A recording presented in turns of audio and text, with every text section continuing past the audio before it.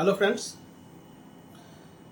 बहुत सारे पेशेंट जब क्लिनिक में आते हैं तो ये पूछते हैं कि सर क्या फीसर इंजेक्शन से ठीक हो सकता है। मैं किसी डॉक्टर के पास दिखाने गया था, उसने बोला एक ही इंजेक्शन लगाएंगे और आपका फीसर ठीक हो जाएगा।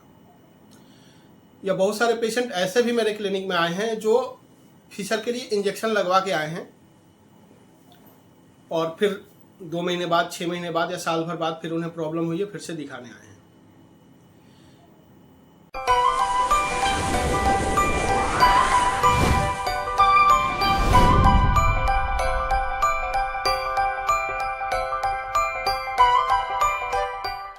तो अब आज का टॉपिक हम लोग स्टार्ट करते हैं। तो जैसा कि मैंने बात किया कि बहुत सारे पेशेंट की क्वेरी ये होती है कि सर क्या फीसर एक इंजेक्शन से ठीक हो सकता है। बहुत सारे डॉक्टर ऐसे हैं जो ऐसा प्रचार प्रसार करते हैं कि एक इंजेक्शन लगाने से फीसर पूरी तरह से ठीक हो जाता है। तो हम लोग बात करेंगे क्या फीसर वास्तव में एक इंजेक्शन से ठीक हो सकता है। इसके लिए सबसे पहले तो हमें समझना यह है कि फीसर होता क्या है, कैसे होता है, इसकी पैथोलॉजी क्या है। तो फीसर जैसा कि आप लोग देखे होंगे कि कई लोगों के जो ओठ होते हैं यहाँ पे क्रैक होते हैं दोनों साइड में, या पैर में क्रैक होता है जिनको विवाह फटना बोलते हैं। तो इस टाइप की क्रैकिंग अगर आपके एनल कैनाल में कहीं आ जाती है तो उसको हम लोग नाम देते हैं फीसर का।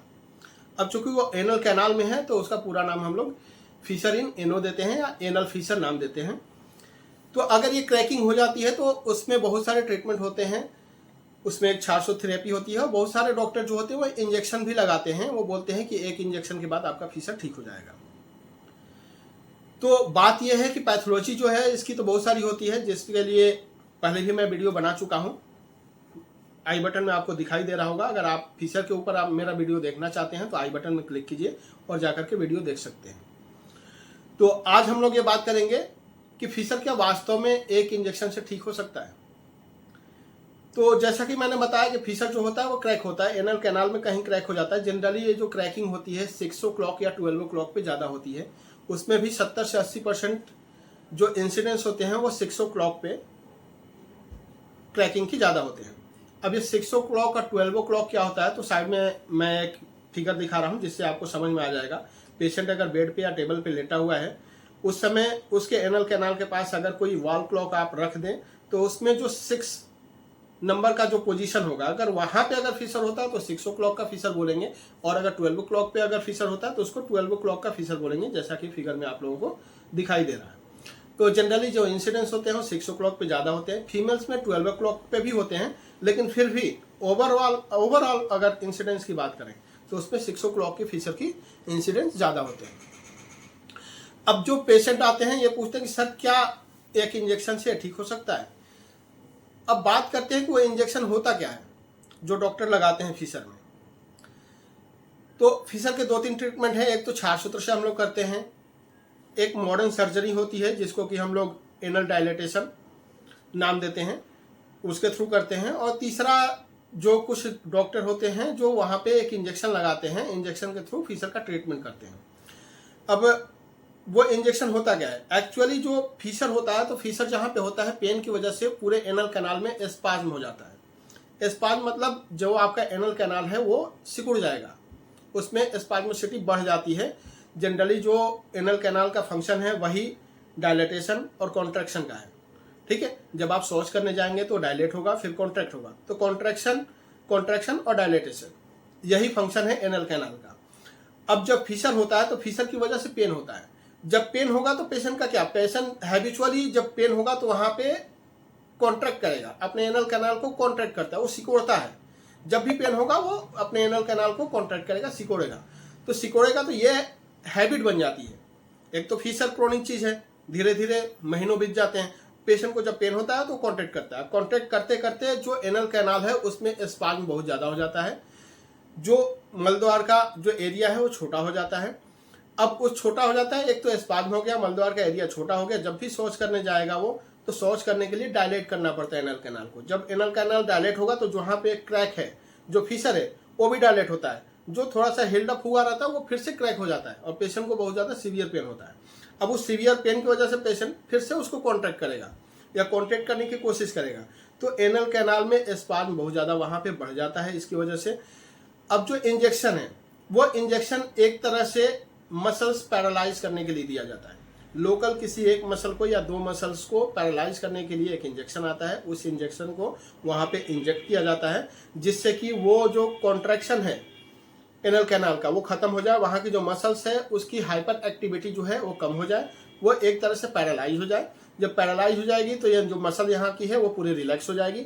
जब रिलैक्स हो जाएगी वो कॉन्ट्रैक्ट ही नहीं करेगा और पूरा ढीला रहेगा तो जब पेशेंट शौच करने भी जाएगा तो स्टूल आसानी से पास हो जाएगा और उसको पेन की फीलिंग नहीं होगी, उसको बहुत ज़्यादा दर्द होगा नहीं और धीरे धीरे जो फीसर है वो भी हिल्ड अप हो जाता है।